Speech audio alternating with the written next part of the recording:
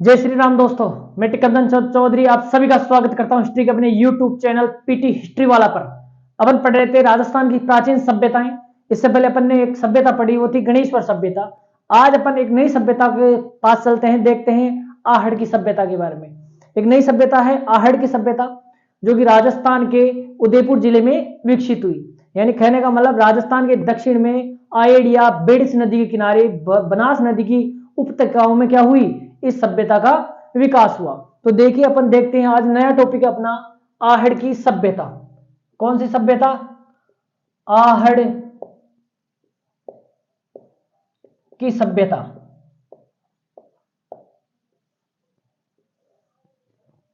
ये सबसे पहले था, पहला पॉइंट, ये कहां लोकेटेड है? तो ये सभ्यता उदयपुर जिले में लोकेटेड है। और किस नदी के किनारे है? तो नदी होगी आपकी आयड़ नदी। कौन सी नदी? आयड़ नदी। अब इसको अपन किस नाम से जानते हैं? एक और नाम है इस नदी का, बेड़च नदी। तो आपसे अगर क्वेश्चन पूछा जाए आहड़ की सभ्यता किस नदी के किनारे विकसित हुई, तो आप आहड़ नदी, आयड़ नदी और बेड़च नदी, अगर दोनों में से कोई एक ऑप्शन है तो आपको एक ऑप्शन टिक करना है। कंफ्यूज नहीं होना है कि आयड़ नदी लगाए या बेड़च। वो एक ऑप्शन देगा, या तो आयड देगा या बेड़च देगा, तो दोनों में से कोई एक टिक करना है आपको। ठीक है। अब ये बेड़च नदी क्यों कहते हैं, तो मैं आपको यहीं पर बता देता हूँ, एक्सप्लेन कर देता हूं कि जो आपकी जो नदी है बेड़च, इसका उद्गम कहां से है? इस नदी का उद्गम कहां से है? गोगुंदा से। गोगुंदा की पहाड़ी से। इस नदी का उद्गम कहां से होता है? गोगुंदा की पहाड़ियों से होता है। और ये गोगुंदा की पहाड़ियां जो उदयपुर में स्थित है, वहां से निकलने के बाद में ये नदी उदय सागर झील में जाकर गिरती है। कौन सी झील में जाकर गिरती है? इन पहाड़ियों से निकलने के बाद ये नदी एक झील में जाकर गिरती है, जिसका नाम है उदय सागर झील। कौन सी झील? उदय सागर। इस उदय सागर से पहले इस नदी का नाम क्या रहता है? इस नदी का नाम रहता है आयड़ नदी। यानी कह रहा हूं, गोगुंदा की पहाड़ी से लेकर उदय सागर झील तक ये नदी किस नाम से जानी जाती है? आयड़ नदी के नाम से जानी जाती है। इस आयड़ उदय सागर झील से निकलने के बाद भी नदी किस नाम से जानी जाती है? बेड़च नदी के नाम से जानी जाती है। किस नदी के नाम से जानी जाती है?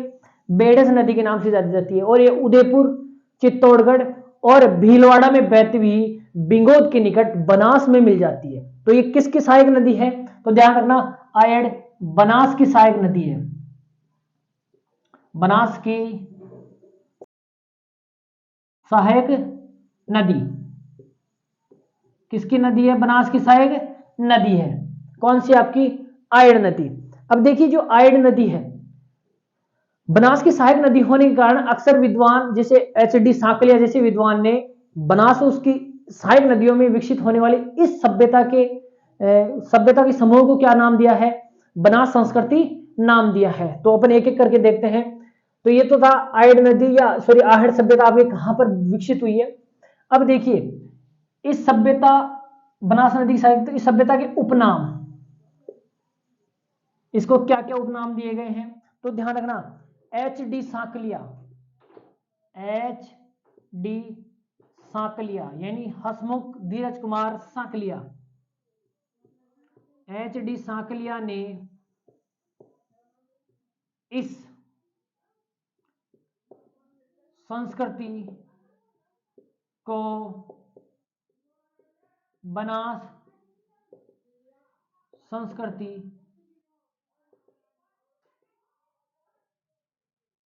संस्कृति कहा गया है। एच.डी. सांकलिया ने इस संस्कृति को क्या नाम दिया है? बनास संस्कृति नाम दिया है। क्यों नाम दिया है? क्योंकि आहड़ के समान और ताम्र पाषाणिक सभ्यताएं इसी बनास नदी की उपत्यकाओं में क्या हुई है? विकसित हुई है। यानी सहायक नदियों में, ट्रिब्यूटरीज में क्या हुई है? विकसित हुई है। ठीक है। इस कारण इसे एच.डी. सांकलिया ने क्या नाम दिया है? बनास संस्कृति नाम दिया है। ठीक है। इस सभ्यता के और क्या उपनाम है? तो देखिए, आहड़ को ताम्रवती नगरी भी कहा जाता है। आहड़ को क्या नाम दिया जाता है? आहड़ का एक और नाम है ताम्रवती नगरी। ये नाम ये भी बताता है कि नाम इस ओर भी इशारा करता है कि आहड़ यहां पर तांबे की वस्तुओं का बड़े स्तर पर उत्पादन करने के कारण इसका नाम क्या रहा होगा, ताम्रवती नगरी रहा होगा। इस नाम से यहां पर तांबे की उपयोगिता का पता चलता है। उसके बाद में देखो, इसे ताम्रवती नगरी के साथ साथ में इसे एक मर्तकों की टीलों की सभ्यता भी कहते हैं। मर्तकों के टीलों की सभ्यता, मर्तकों की टीलों की सभ्यता भी कहते हैं। क्या कहते हैं, मर्तकों की टीलों की सभ्यता भी कहा जाता है। और यहां पर जो आहड़ का जो टीला है उसे 10वीं व 11वीं सदी में आघाटपुर या आघाट दुर्ग कहा जाता था। आघाट दुर्ग नाम से जाना जाता था।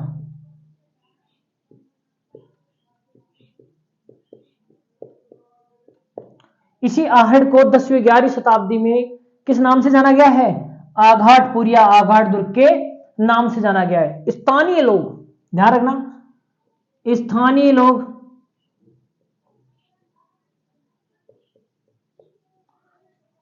लोग इसे धूलकोट के नाम से पुकारते हैं। किस नाम से, धूलकोट के नाम से पुकारते हैं।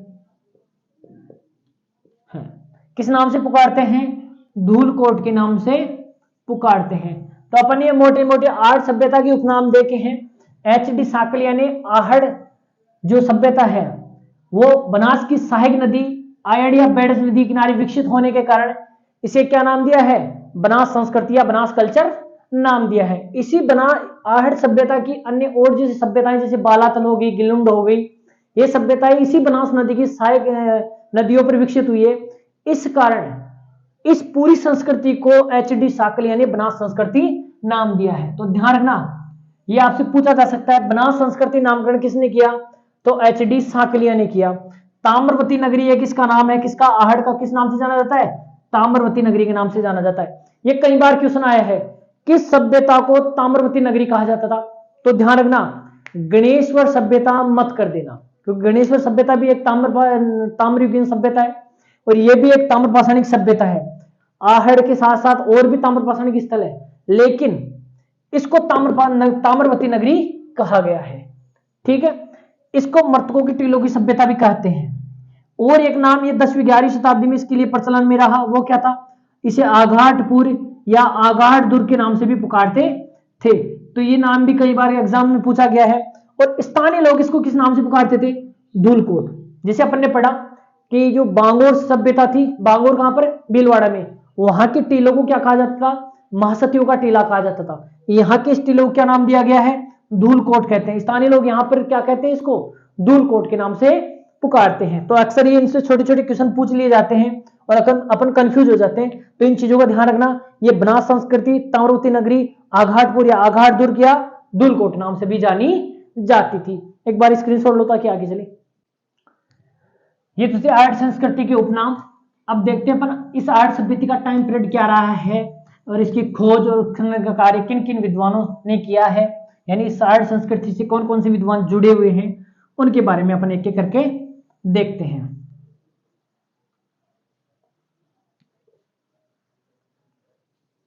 तो देखो ये सभ्यता कौन सी कैसी सभ्यता है। पहली बात तो ये सभ्यता है आपकी ताम्रपाषाणिक सभ्यता। एक एक पॉइंट लिखता हूं, कैसी सभ्यता है ये, यह सभ्यता ताम्रपाषाणिक सभ्यता है। यह एक ताम्रपाषाणिक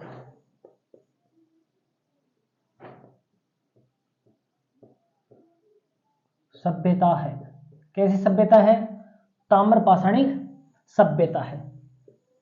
इसका समय की जब मैं बात करता हूं तो इसका समय क्या होगा, 1900 ईसा पूर्व से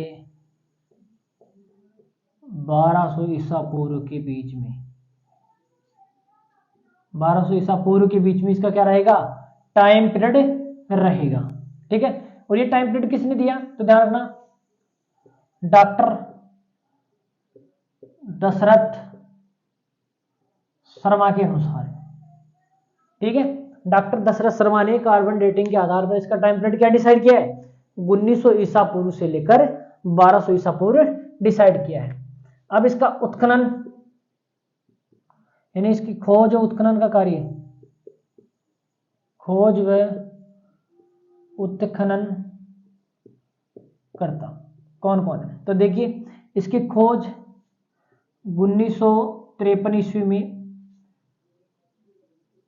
अक्षय कीर्ति व्यास ने की। किसने की, सबसे पहले किसने किया यहां पर खोज उत्खनन कार्य, अक्षय कीर्ति व्यास ने किया। और यहां पर 1956 में किसने किया, 1956 में यहां पर आपके रत्नचंद्र अग्रवाल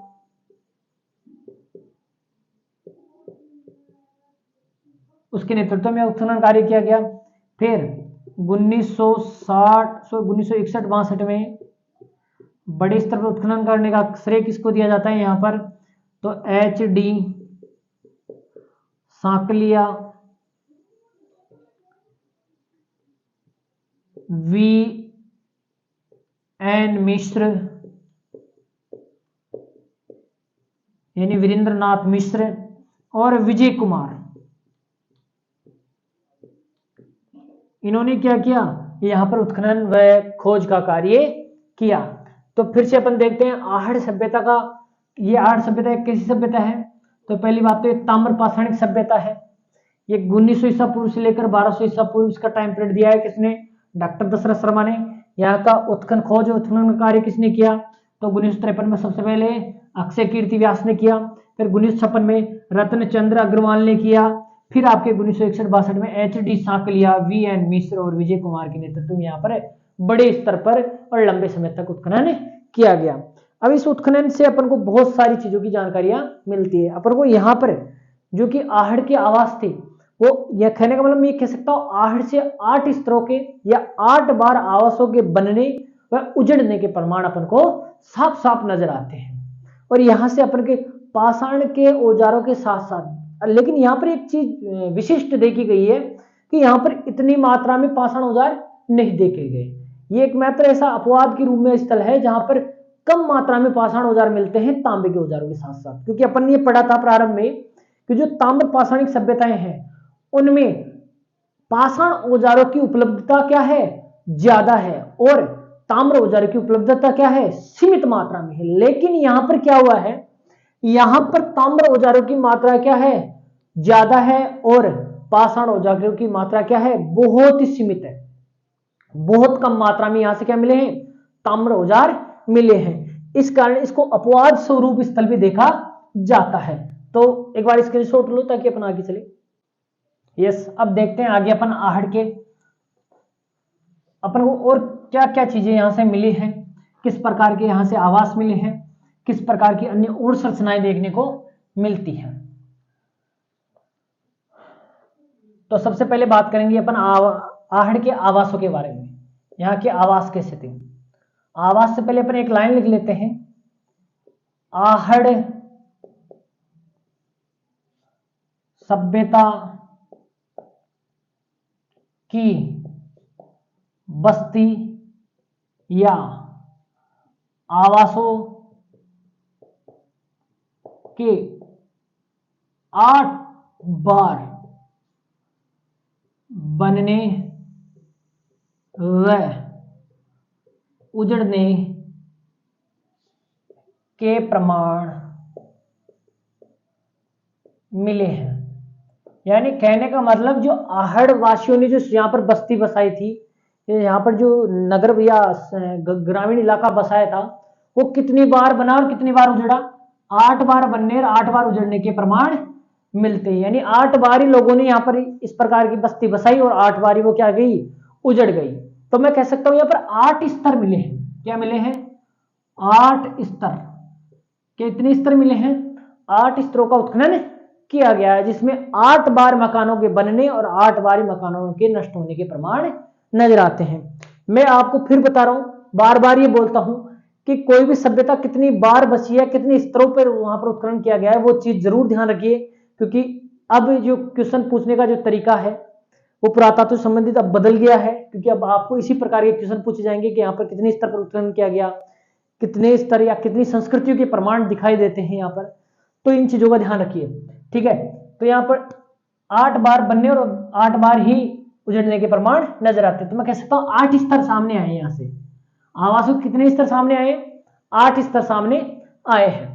अब देखते हैं, देखिए यहाँ के आहड़वासियों की अगर मोटे तौर पर मैं 2 विशेषताओं की बात करूं तो आहड़वासी एक तो ताम्र धातु कर्मी थे और इन्होंने एक विशिष्ट प्रकार का मृतभांड का प्रयोग किया, वो था काले लाल मृतभांड यानी ब्लैक एंड रेड वेयर का इस्तेमाल किया, ठीक है।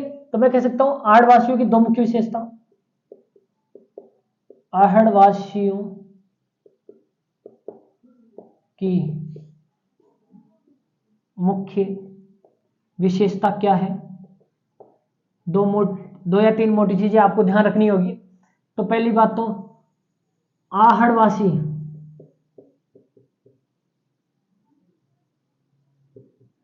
ताम्र धातु कर्मी, आहड़वासी कहते हैं ताम्र धातु कर्मी थे, मतलब ये तांबे से बनी वस्तुओं का निर्माण करते थे या उनका क्या करते थे, दूर दराज के इलाकों में बनाकर इनको बेचते थे। यानी इनका मुख्य व्यवसाय क्या रहा है? तांबे से जुड़ी वस्तुओं से संबंधित रहा है, ठीक है। दूसरा क्या था? ये एक विशिष्ट प्रकार यानी एक मृतभांड का इस्तेमाल करते थे, वो कौन से थे? काला लाल, काला लाल, काले लाल रंग का, काले लाल रंग का मृतभांड, जिसे अपन क्या बोलते हैं? Black and red ware, BRW, black and red ware कहते हैं, ठीक है। इसके अलावा ये जो आहड़वासी थे ये कैसे थे? आहड़ एक ग्रामीण सभ्यता थी। कैसी सभ्यता थी? ग्रामीण। मैंने पहले बताया ताम्र पाषाणिक सभ्यताएं हैं वो ग्रामीण सभ्यताएं। कैसी सभ्यताएं हैं? ग्रामीण सभ्यताएं हैं। उनके कुछ लक्षण नव पाषाणिक सभ्यताओं से मिलते जुलते दिखाई देते हैं, इसलिए इनको अपन ने एक नाम और दिया था कि ये नव पाषाणिक ताम्र पाषाणिक सभ्यताएं कहलाती है। तो ध्यान रखना। तो मैं ये भी कह सकता हूं कि जो आहड़ सभ्यता का जो स्थल है वो एक नव पाषाणिक स्थल भी मान सकते हैं, क्योंकि यहाँ पर पाषाणों के औजार तो वैसे मिले लेकिन कम सीमित मात्रा में मिले हैं। देखिए अब देखिए यहां पर बात करते हैं आवासों की।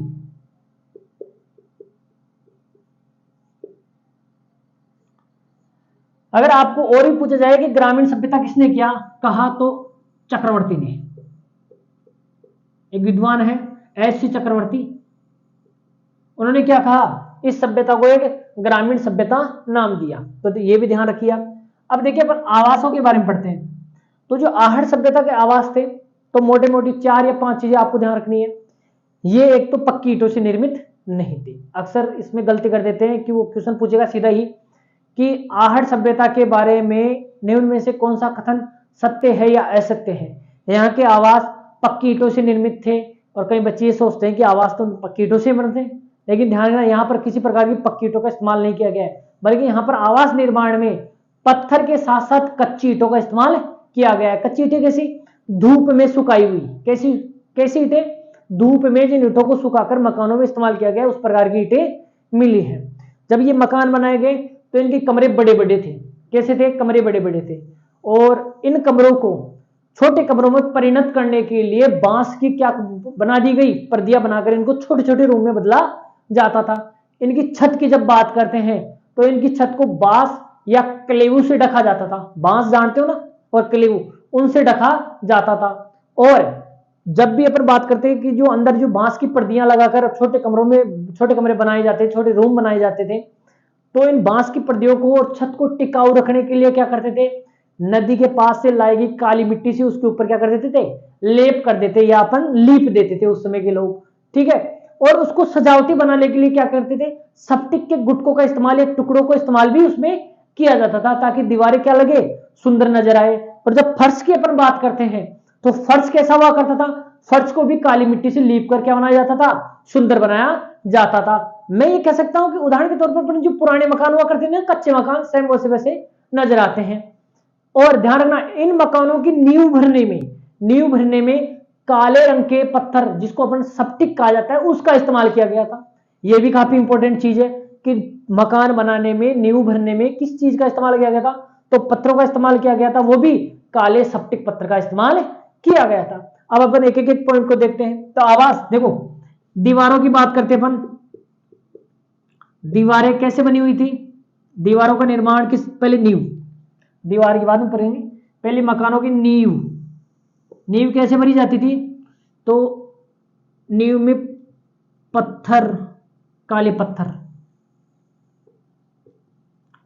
काले स्फटिक पत्थर का उपयोग। नींव में किस पत्थर का इस्तेमाल किया जाता था? काले स्फटिक पत्थर से क्या की जाती थी? यहां के मकानों की नींव भरी जाती थी। अब फिर बात करते हैं अपन दीवार की। दीवार की जब भी बात करते हैं तो दीवार पत्थर के साथ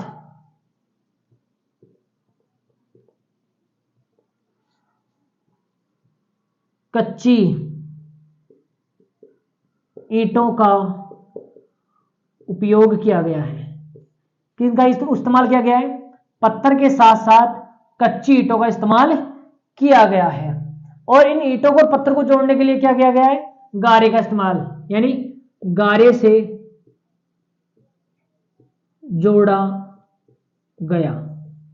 किससे जोड़ा गया है? गारे से इनको क्या किया गया है? इनको चिपकाकर या जोड़ा गया है। फिर बात करते हैं जब कमरे बन जाते थे, लेकिन यहां पर ध्यान रखना, नोट लगा लेना, यहां के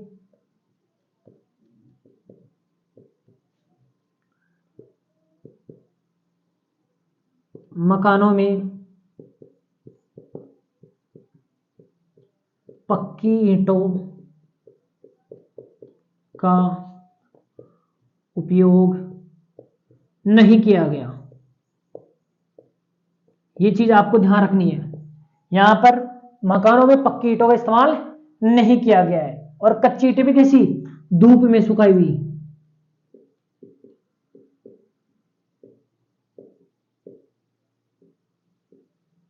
ईंटों का इस्तेमाल किया गया है। कैसी ईंटें? जो धूप में सुखाकर लगाई गई है। दीवार के बाद में इसके कमरों की बात करते हैं तो बड़े कमरे हुआ करते थे इनके, जिन्हें बांस की पर्दी लगाकर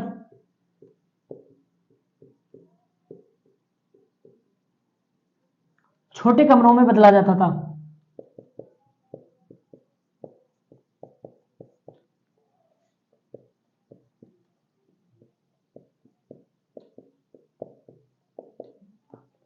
तथा इस पर्दी को टिकाऊ बनाने के लिए किसका इस्तेमाल किया जाता था? काली मिट्टी के लेप का इस्तेमाल किया जाता था।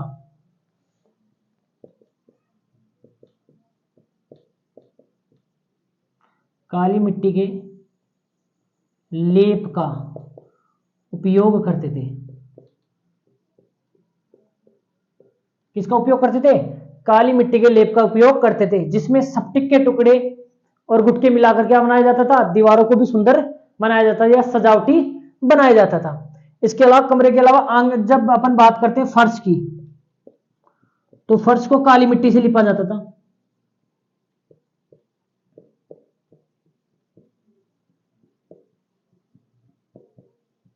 किसे लिपा जाता था? काली मिट्टी से लिपा जाता था। और फर्श को भी सुंदर बनाने के लिए क्या किया जाता था? स्फटिक के गुटके या छिलके मिलाकर उसको क्या किया जाता था? सुंदर बनाया जाता था।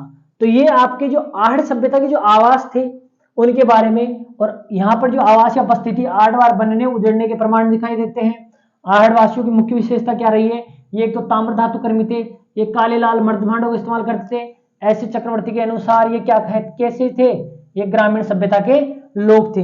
यहाँ के आवासों की नींव काले स्फटिक पत्थर का उपयोग करके बनाई गई थी। दीवारें पत्थर के साथ साथ कच्ची ईंटों का उपयोग किया गया था, जिनको गारे से जोड़ा गया था। ये जो कच्ची ईंटें थी वो किससे सुखाई गई थी?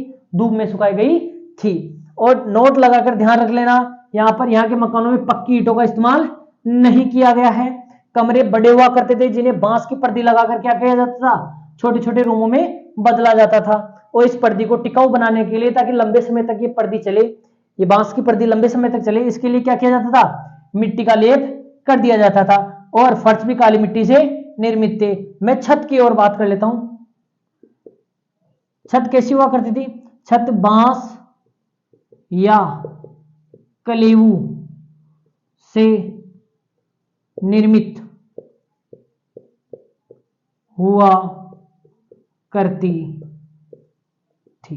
किससे निर्मित हुआ करती थी, बांस व कलेवू से निर्मित हुआ करती थी। किसकी, इन आवासों की छत। एक बार आप स्क्रीनशॉट लो ताकि आगे चले। यस, आगे देखिए, ये तो थे ये आपकी जो आहड़ सभ्यता है उसके आवासों की विशेषताएं। ठीक है, अब देखेंगे अपन यहाँ की जो नाली व्यवस्था है और सामूहिक भोजन व्यवस्था है उसके बारे में। दो महत्वपूर्ण विशेषताएं नजर आई है यहाँ के लोगों में, क्योंकि यहाँ के लोगों के मकानों की आवास से क्या दिखाई देती है, नालियां दिखाई देती है। तो नाली व्यवस्था, आहड़वासी भी अपने स्वास्थ्य या अपनी स्वच्छता के प्रति क्या थे, सजग थे, सतर्क थे। ठीक है, तो इन्होंने क्या किया, गंदे पानी की निकासी के लिए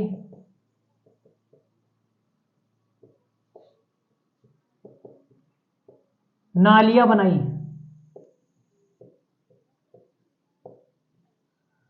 ये नालियां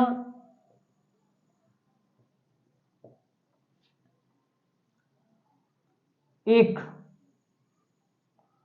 सोख्ता गड्ढे में जाकर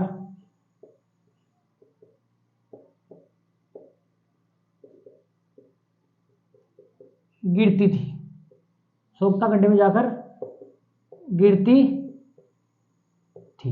कैसे, क्या हुआ करता था कि यहाँ की जो गंदा पानी या जो अपशिष्ट पदार्थ हुआ करते थे वो एक ऐसे गड्ढे में जाकर गिरते थे जहां पर क्या किया जाता था, 5-6 मटकों को एक के ऊपर एक रखकर क्या रखा जाता था, ताकि ये क्या हो सके, ये पानी सोखा जा सके। ठीक है, इस प्रकार 15 से 20 फीट ऊंडा क्या किया जाता था, एक गड्ढा खोदा जाता था। क्या किया जाता था, 15 से 20 फीट गहरा गड्ढा खोदा जाता था। उस गड्ढे में एक के ऊपर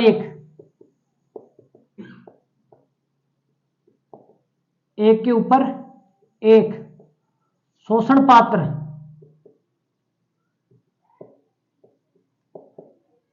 रखे जाते थे,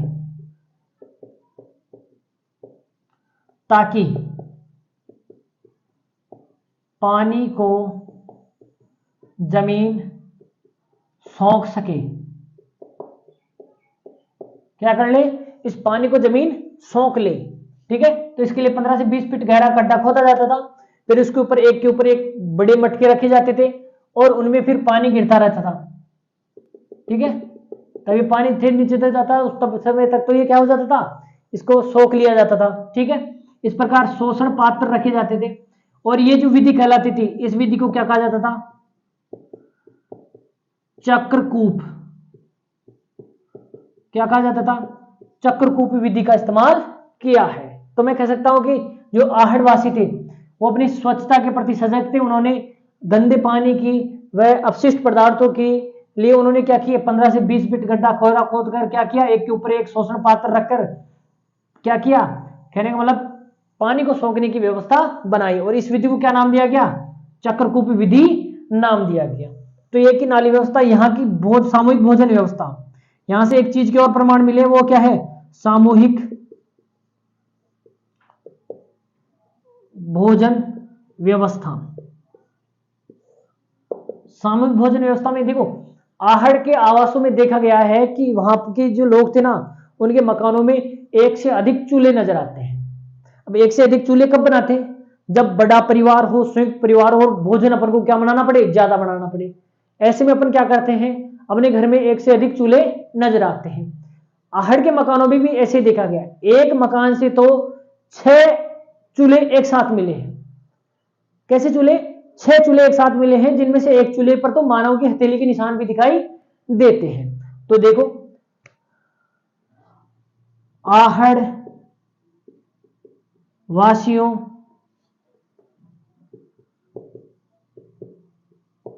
के मकानों में एक से अधिक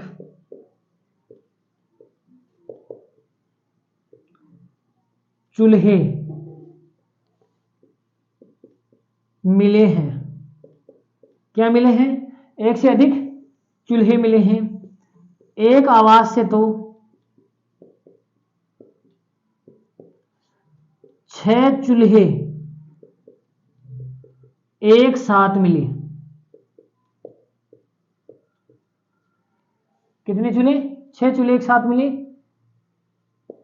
जिनमें से एक चूल्हे पर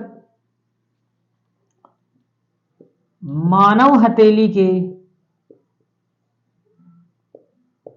निशान दिखाई देते हैं।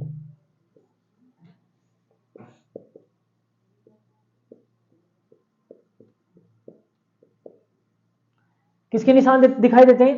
मानव हथेली का एक निशान बना हुआ है। तो ये मैं कह सकता हूं कि जो आहड़वासी थे वहां की परिवार व्यवस्था कैसी थी? संयुक्त परिवार व्यवस्था रही होगी। ये किससे पता चलता है? इन चूल्हों से पता चलता है। तो मैं कह सकता हूं कि आहड़वासी संयुक्त परिवार प्रथा पर विश्वास रखते थे, यानी ये लोग संयुक्त परिवार प्रथा पर विश्वास रखते थे। और क्या बनाते थे?